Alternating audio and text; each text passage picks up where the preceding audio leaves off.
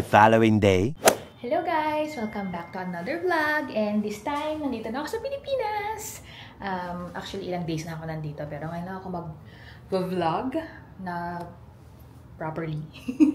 Pero ito, kakarating ko lang dito sa Airbnb ko. Dito ako sa Uptown Park Suites Tower 2. And ayun, medyo okay lang. Pero mas syempre galing ako sa hotel, diba? So syempre expectations ko. Pero maganda yung unit. Although yung may problema kami sa entrance dahil ang dami kong luggage. Pero yung entrance kasi nila is tapat talaga ng daan. Wala silang parang yung hotel na merong driveway. But anywho, the location is perfect kasi katapat ko lang yung Mitsukoshi Mall. So tawid lang ako tapos nandiyan na lahat din ng kainan. Tour ko kayo dito sa Airbnb ko. So, this is how it looks like. Merong maliit na dining spot here.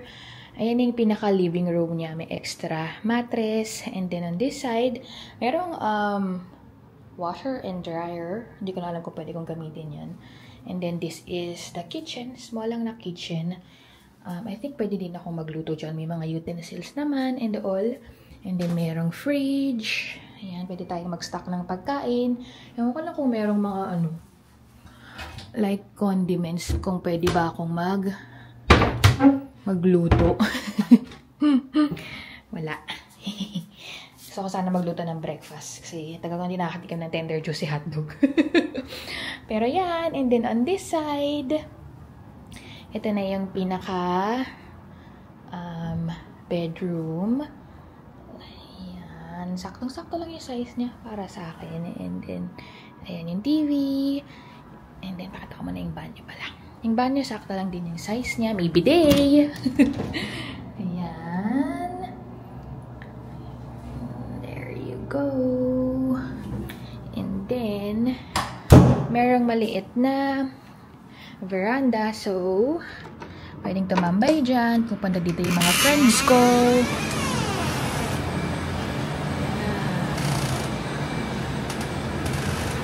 Then, buti na lang merong Netflix and Amazon Prime. Makakanood tayo. And then, I think mag-order na lang ako ng food. And then, mamaya na lang ako lalabas. Manonood muna ako. Magka-catch up muna ako dito sa Marry My Husband. Alam ko, sikat na sikat tong na to. K-drama na to sa Amazon. So, papanoorin ko lang. I think 2 episodes yung hindi ko napanood since umalis ako ng States. But yeah, hindi pa ako makakapag edit na mga vlogs na to. Hindi ko alam kung kailan, pero hopefully ma-upload ko din kaagad para kahit pa paano real time, diba? Pero yan, ito na ako sa Airbnb. Yay! My food is here. So, order ko lang tong goto, tendon kari-kari at saka ano dito? Sisig Shanghai. Lumpiang sisig. Ngayon ko lang natikman. And rice, of course. Let's eat. Okay. Let's try the kari-kari. Teka, hanap tayo na laman.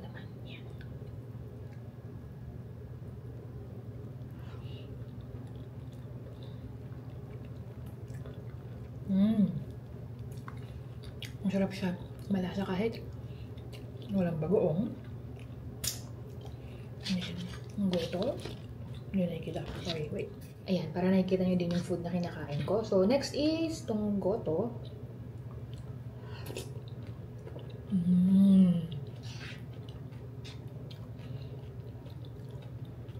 Ayan.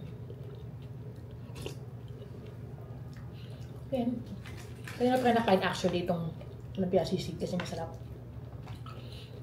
Ngayon ako nakatikam ng lumpia sisig. Sarap ng suka. Asim. Ayun. Kain muna ako. Manunood tapos matulog. Tapos mamaya siguro ako lalabas. But I love it so far. But ang naroon ko. Sarap. A few moments later.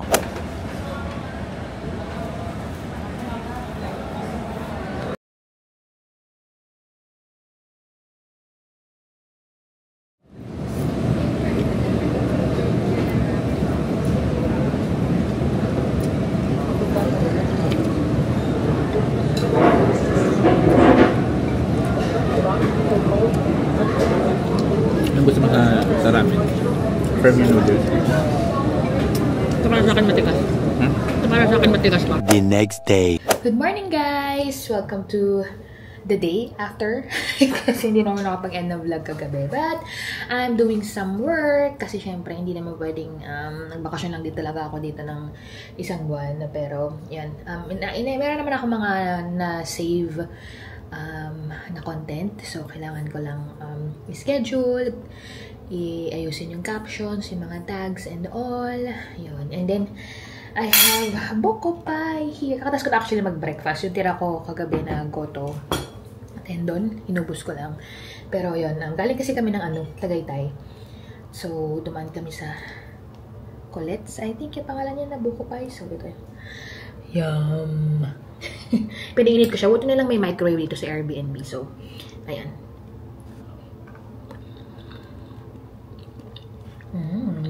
Sarap. Ano ba? Anyway, my plan for today is, kasi napakalapit ko lang sa Uptown Mall, kasi tatawid lang talaga ako. Actually, mas malapit yung Mitsukoshi tawid. And then, doon sa kabilang kanto naman yung Uptown. So, gusto ko magpalinis ng kuko.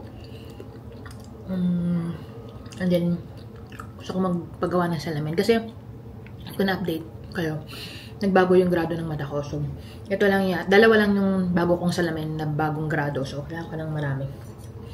So, dumaan kami sa Sunny Space ng isang araw, pero naka-contact lens ko. Hindi pa na pwedeng magpagawa ng salamin. Pag naka-contact lens, pwede naman pero tatanggalin mo, pero wala akong dalang solution. So, sabi ko kay ate, balik na lang ako. Yun, tapos, kain siguro. Although, hindi ko alam kung saan. Sa mag-isa ko lang. And then, later, meet ko si Mane. Papamassage kami. Pero, sa may bandang Ortigas, kasi malayo na kasi sa Manila. Parang, ano ba siya? Marikina? Hindi ko kung saan siya, pero yun, sa Ortigas kami. Mag-meet kami halfway para medyo malapit naman sa kanya. Ayun. That's just the plan. Nag-start na ako. Maaga pa nun actually. 7:25 pa ako nagising. Later. Many hours later.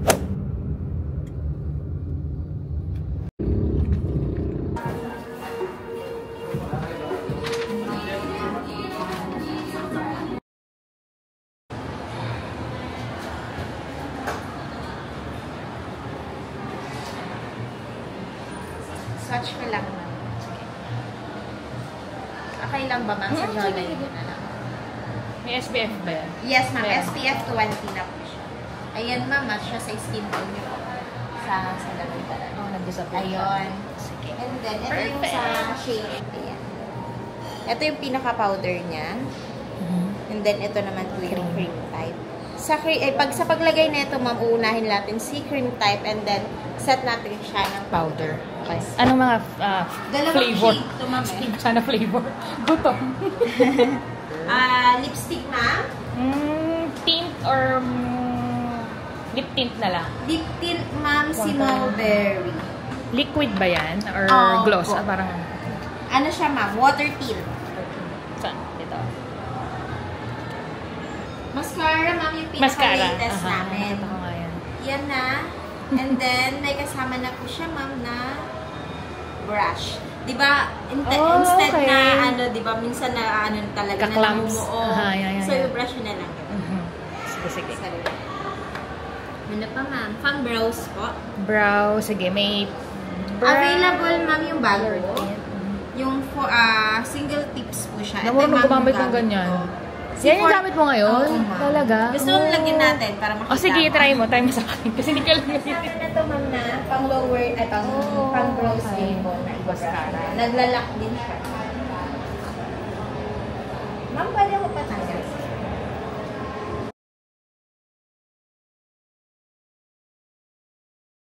Ayan siya.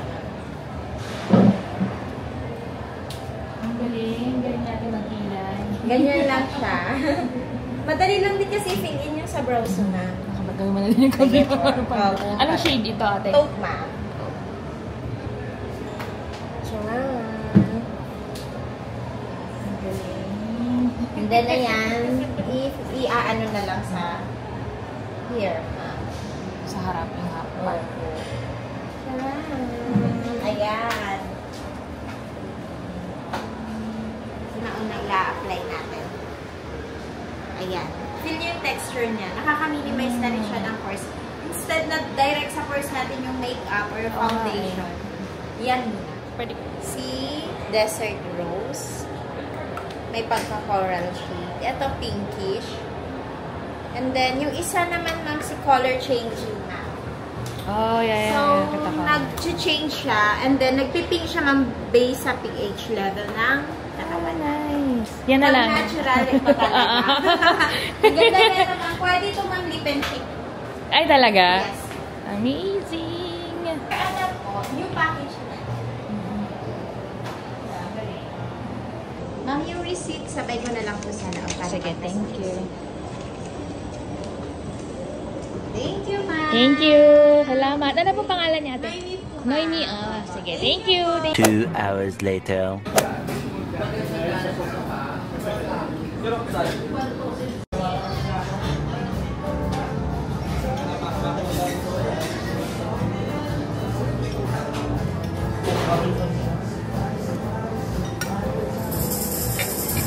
Five hours later.